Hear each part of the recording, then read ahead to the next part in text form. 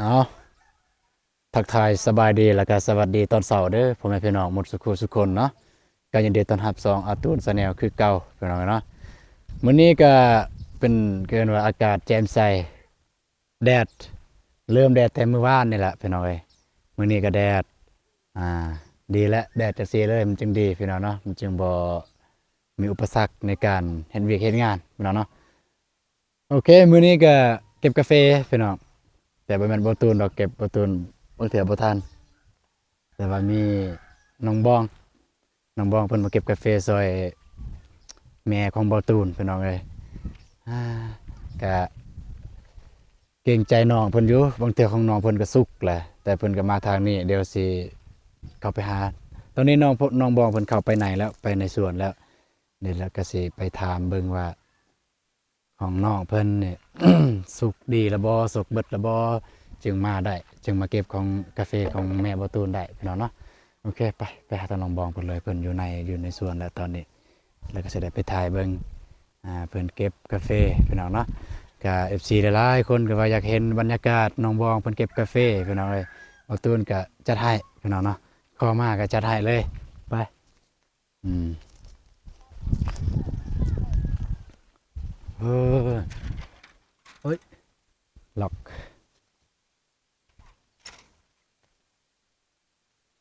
เด้บอกกับแม่อยู่บอกกับแม่อยู่จักลมเรื่องอีหยังอืม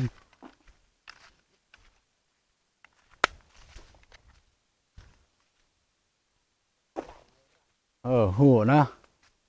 หูบอลเก็บเนาะ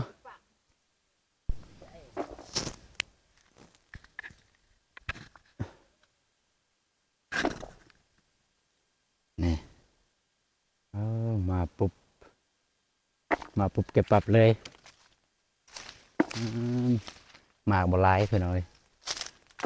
ทางนี้เนี่ยบ่มีหมากแล้วทางนี้มีหมากอยู่แต่บ่สุกพูดไปทางลุ่ม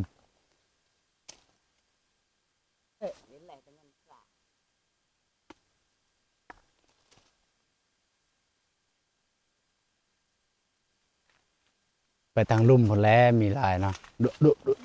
ดูจ้ะว่าสำบายดีเด้อโดยสบายดีเด้อ เด้อ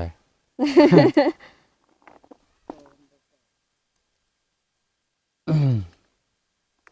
คือมาได้มื้อนี้ผู้เจ้าบ่ได้สุกบ่กาแฟเก็บแล้วฮะเก็บแล้วเก็บตอนใดเก็บช่วงนั้นตอนผมเอาไปถ่ายหั่นโดยมันก็สุกอีกแต่ว่า ยังอ่า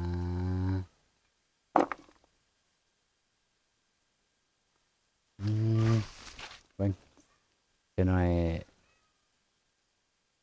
FC ว่าบ่ตูนเนี่ยมีแต่ถ่ายซื่อบ่เก็บซอย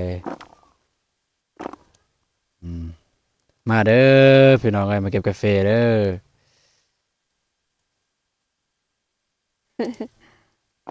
จะกินหมูน หมูตายแล้วล่ะบ่น้องบองฮะหมูตายบ่แม่น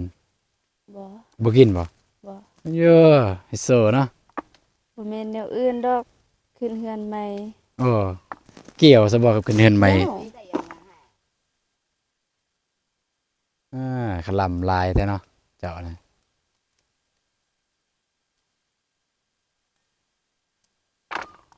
ตายแห้งมื้อใดเบิดละมื้อนี้เสียดายตั้งแต่ลูกมัน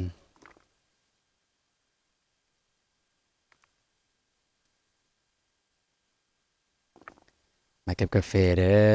อพี่น้องเอ้ยวันนี้อากาศแจ่มใส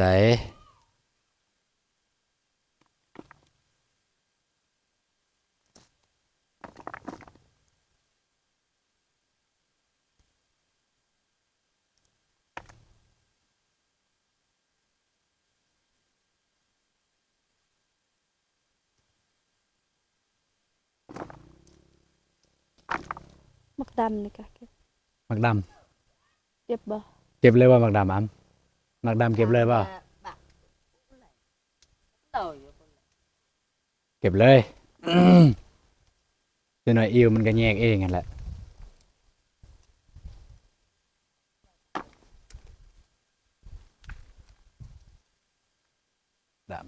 นี่แหละผลของการ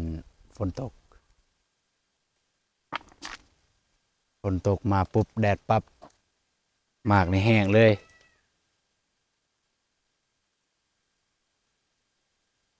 ได้รับผลน้อย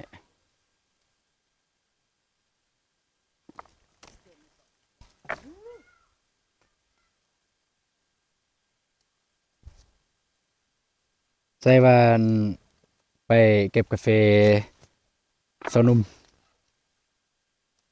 บ่น้องบองเก็บบ่ได้ เป็นหยัง ยังบ่ทันได้รวม เป็นว่าขลำอีก บ่แม่นค่ะเราให้รวมก่อนให้รวมแบบสรุปสิเอาเงินเท่าใด รวมก่อนปรึกษาหารือก่อนว่าสิเอาเงินแบบว่าสิอยากไปเก็บในมือในมือหนึงเอาเท่าใด โดย อ่าปกติอันเท่าใดปกติปีกายนี่เจ็ด 700,000 แสน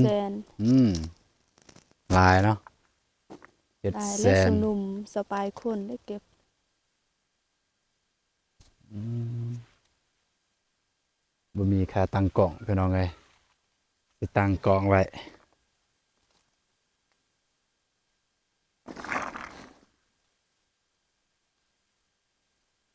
บ่ได้อายละติเทื่อสองแล้วเนี่ยบ่ได้อายติ บ่ ได้ว่าอาย บ่อายนะ อายเฮ็ดห เล็ ยั ก ง ๆก็อาย จักสิอายเฮ็ดหยังเด้เนาะเนาะน้องก็เดยอยู่บ้านบ่ จักเดโทรบ่รับ โทรบ่รับ โดย อืมสิไปหาน้องก็เดยเพิ่นไปน้องเนาะแต่ว่าเรื่องเฮ็ดห้องน้ำนี่ยังบ่ทันได้ดำเนินเพราะว่าเบานุ่งเพิ่นครอบครัวบ่สบายอยู่บ้านเพิ่นก็มาบ่ได้ประตูนก็บ่ได้ไปเยี่ยมยามอ้ายเพิ่นผู้เดียวประตูนเฮ็ดได้บ่มันก็ได้อยู่แต่ยานมันขี้ร้ายแล้วก็บ่ได้ปรึกษากันเฮ็ดได้แนวใด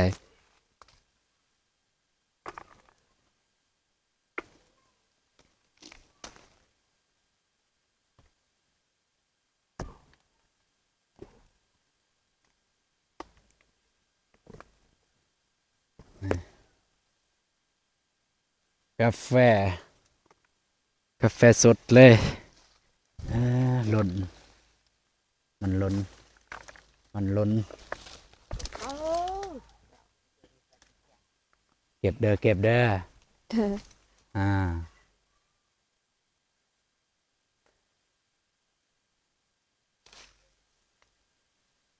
สิฮัก ฮะหักหักอีกเลยเออหักอีกเลย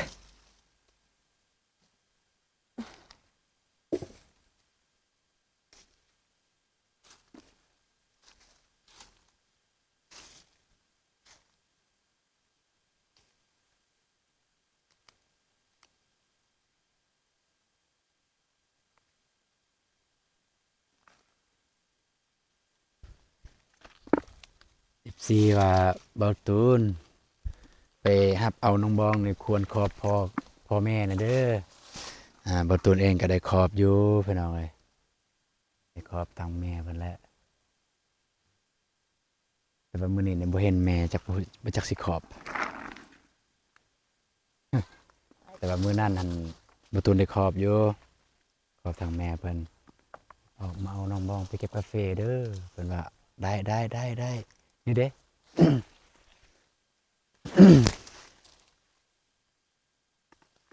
น้องได้ครอบอยู่ตอนเช้านี่ ขอบแม่บ่ โดย หายลงไปเมื่อกี้บ่เห็นกันเห็นสิขอบคือกัน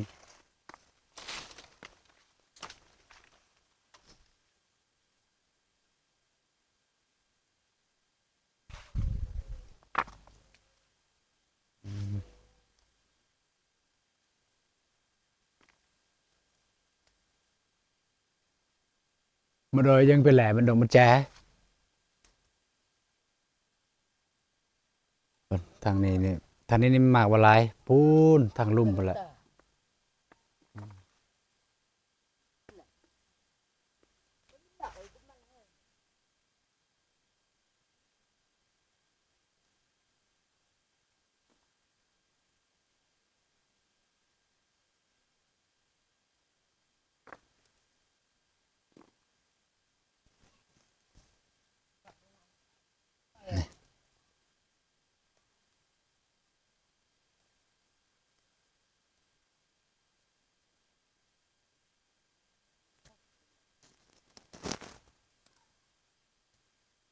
สิ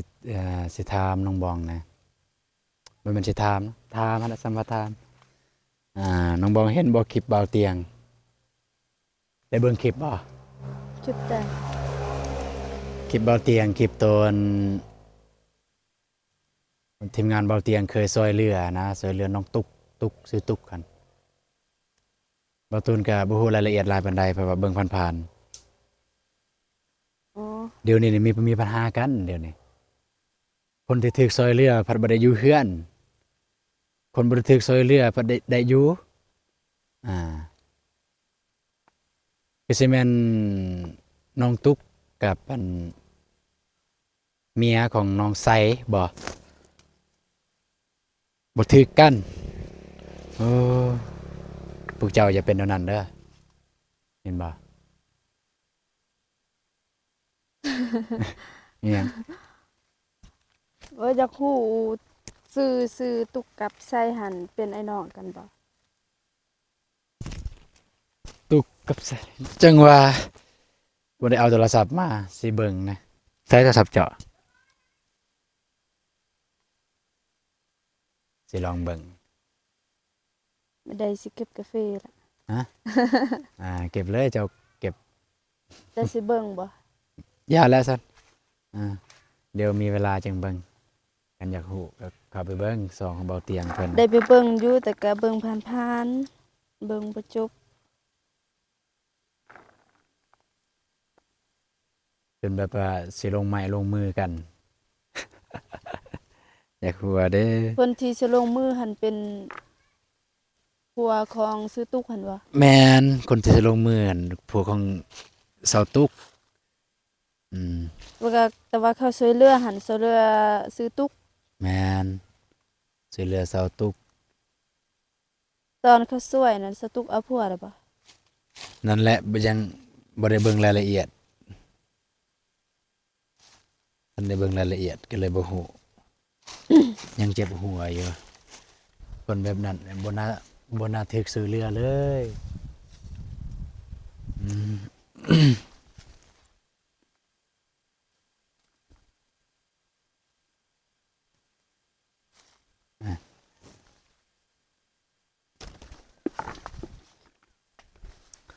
เอาพ่อแม่พี่น้องเนาะก็อยู่กันยาวๆเลยอืมคิดว่ามื้อนี้สิได้จักคุเจ้าเด้ มาช่วยเด้ มันบ่เกี่ยวดอกมาสวยเด้เด้ได้อยู่เทิงแหละย้อนมาสวยเนาะคือบ่มาเช้าแด้ซั่นว่า ฮะ คือบ่มาแต่เช้าเลย ยานฮักเด้อกาแฟ ดึงโลดบ่ฮักบ่ฮัก คันฮักอย่าว่าเด้อ บ่ฮัก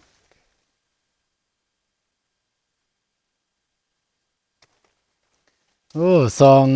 องไม้หั่นพูดตามลายเลยเด้ซองพันแหละโอ้ขอบคุณขอบใจหลายๆเด้อพ่อแม่พี่น้องเนาะที่ติดตามอ่าเอาหักไอ้หลี พุ่นเกาะลุ่มมัน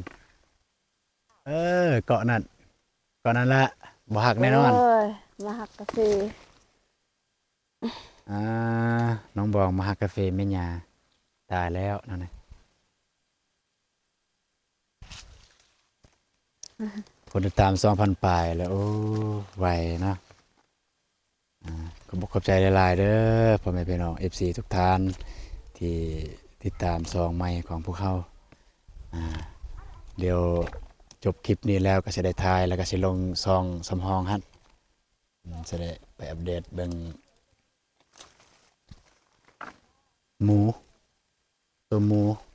ของบ่ตูนมันตายแล้วตัวแม่มันตายเลยยังแต่ลูกมันอีตนลูกมันบ่ฮอดเดือนซ้ํลูกหมู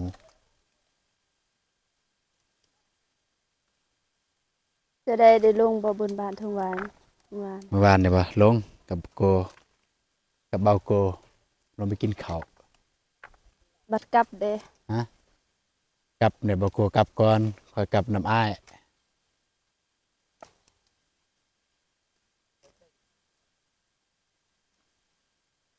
บ่กลัวได้แหวบ่ บ่ ลงไปเฮือนบ่าวฝนว่าสิอัปเดตอยู่แต่ว่ามายุมะยะจากคนเมาเหล้าจากคนดึงคอเสื้อกัน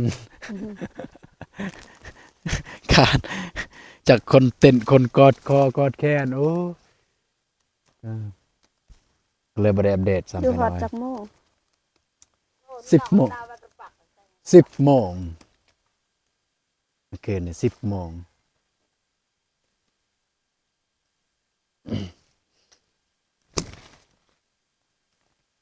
ไปไปไม่ได้3เฮือนซื่อๆเฮือนพี่น้องไปฮอดปุ๊บไปเฮือนบ่าวฝนเลยไปเฮือนบ่าวฝนออกแต่เฮือนบ่าวฝนไปเฮือนพ่อเฒ่าแม่เฒ่าของอ้ายแล้วก็ออกหันตะทหารไปเฮือนเอื้อยสุดท้ายเลยอยู่หันออกทหารก็ออกมาบ้านเลย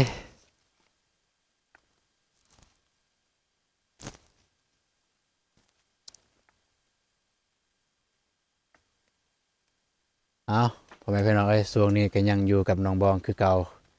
เช่นเคยพี่น้องอย่าฟ้าวเบื่ออย่าฟ้าวนายกันนะเด้อพี่น้องเอ้ยอ่าเพราะว่าเห็นหลายคนยังให้ความสนใจอยู่พอตูนก็เลยได้เกินมาได้ทายได้อัปเดตให้พ่อแม่พี่น้องได้เบิ่งอืม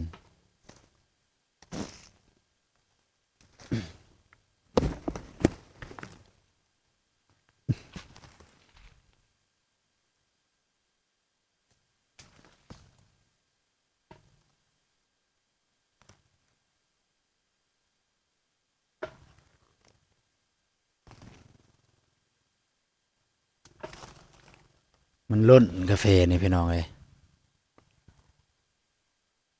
ล้นง่ายอีหลี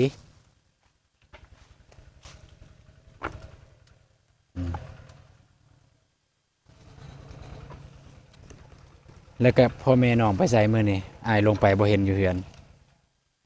เก็บกาแฟ ใส่ว่าแล้วเลย กาแฟพี่น้อง กาแฟพี่น้อง โดย อืม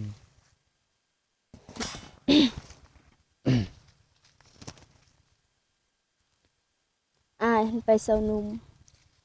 ไปเวียกเซานุ่ม อ๋อวันสิไปเวียกสนุมเวียกหยังเวียกสนุมอยู่ เก็ หั่ บ น กาแฟนั่นแหละ อ๋อเพิ่นหารายได้เนาะ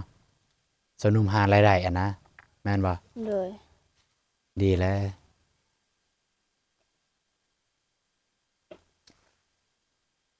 อยู่บ้านอ้ายตะกี้ก็ยังมีอยู่สนุม4บุกบ่แม่นตะกี้หรอกปีกายนี่แต่ว่าปีนี้บ่เห็นมิดๆบ่เห็น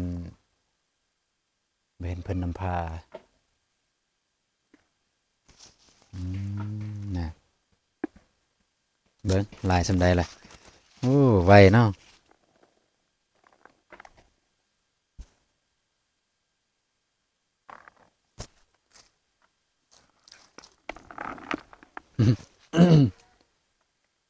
เมื่อยบ่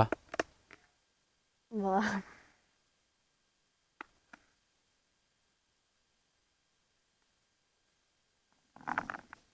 โอ้คันน้องกระเดยหยังนี่ลงไปเอาน้องกระเดยบ่มาเก็บ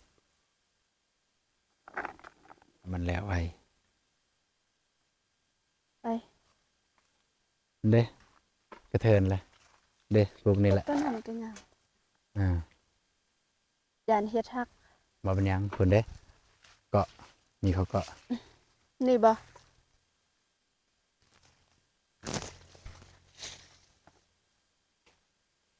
นั่นแหละอ่า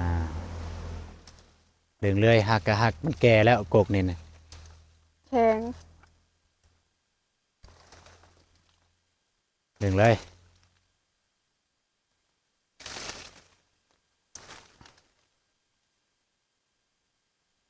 ดึงเลยได้ปะเหยียบเลย มีหมด อ่า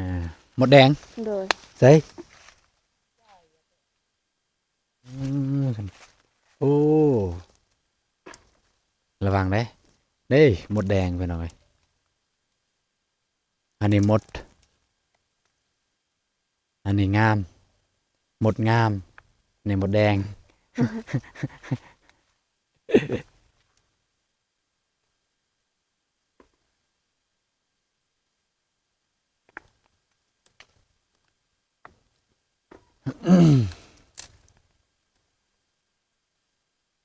เบิ่งสิเอาหมดแดงออกก่อนสิเอาหมดแดงออกนี่ไรเนาะ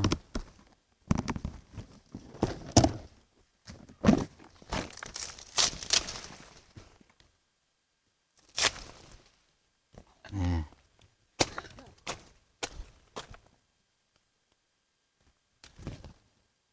เรียบร้อยเอาหมดแดงออก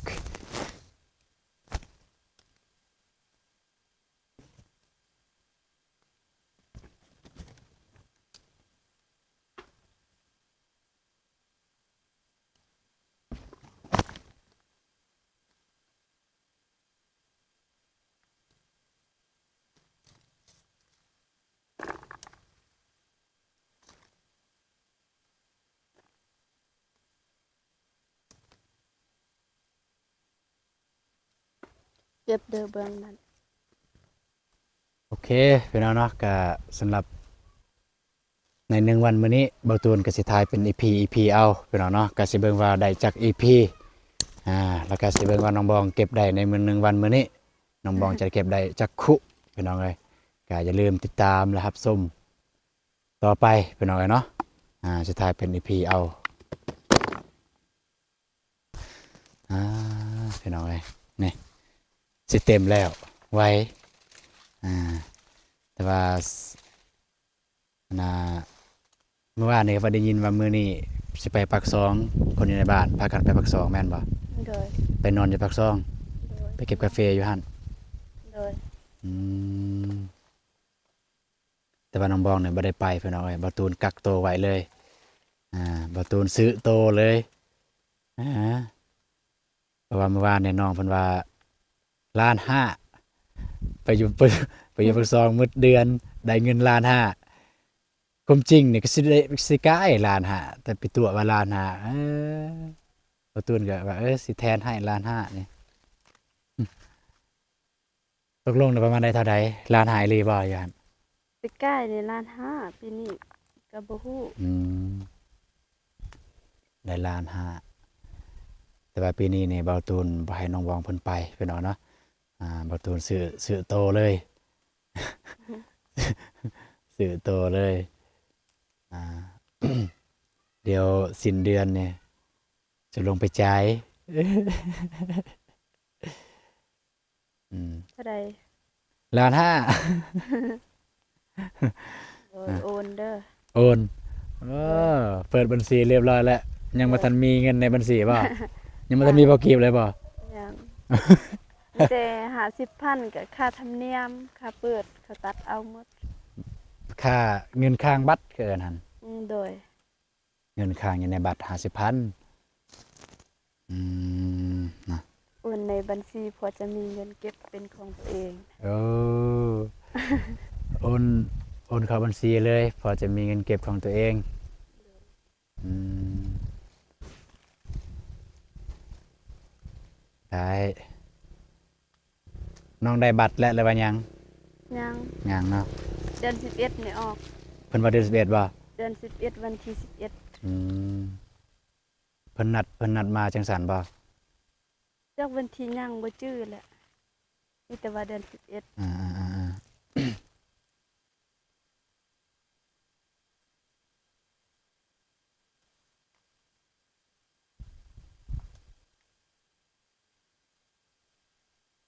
น้องก็เดยนี่บ่ว่าน้องก็เดยก็ไปนอนสวน จักได้ลงไปถามพอเพิ่นก่อน เดี๋ยวจะลองโทรหาจังหน่อยคันน้องก็เดินนอนสวนกะยา เช้านี่นอนได้โทรอยู่แต่ว่าเพิ่นบ่รับแต่ก็แชทในครอบครัว เพิ่นบ่ตอบ ตอบ แสดงว่าเพิ่นกำลังขี่รถแสดงว่าเพิ่นขี่รถไปเก็บกาแฟไปรับจ้างน้องก็เดินเนี่ยดุอีหลีเด้น้องก็เดินเด้แบบบ่ได้ดุคือตัวเด้อีหลี พวก น้อ อ้าย งเด้ ฮะ น้องเด้ น้องเจ้าอัน อ้อยเด้ น้องก็ดุคือกันแต่ว่าเว้าเรื่องน้องก็เด้ออะนะ น้องก็เด้อเนี่ยแบบว่าพวกอ้ายไปแต่ละเทื่อเนี่ยคันบ่ได้นัดเนี่ยบ่เห็นเลย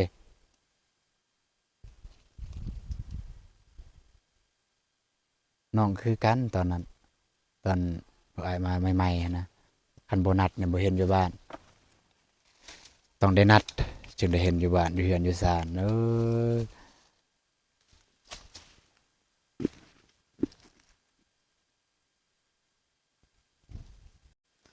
อ่าเต็มแล้วพี่น้องเนาะนี่แต่ว่าได้แล้วคุทีหนึงพี่น้องเอ้ยอ่าเอาเนาะมันเหลื่อมตาเต็มแล้วคุทีหนึงพี่น้องเอ้ยเนาะอ่าโอเคพี่น้องเนาะกะเราตูนกับสิถ่ายเป็น EP เอาแล้วสิเบิ่งว่าสิได้จาก EP ใน1วันมื้อนี้พี่น้องเนาะอ่าแล้วก็ติดตามเบิ่งว่าน้องบองสิได้จักคุใน1วันมื้อนี้โอเคสำหรับคลิปนี้เบาตูนก็สิขอจบคลิปเพียงเท่านี้มีแต่ว่าเจอกันในคลิปต่อไปพี่น้องสำหรับคลิปนี้เบาตูนขอกล่าวคำว่าสบายดีเด้อ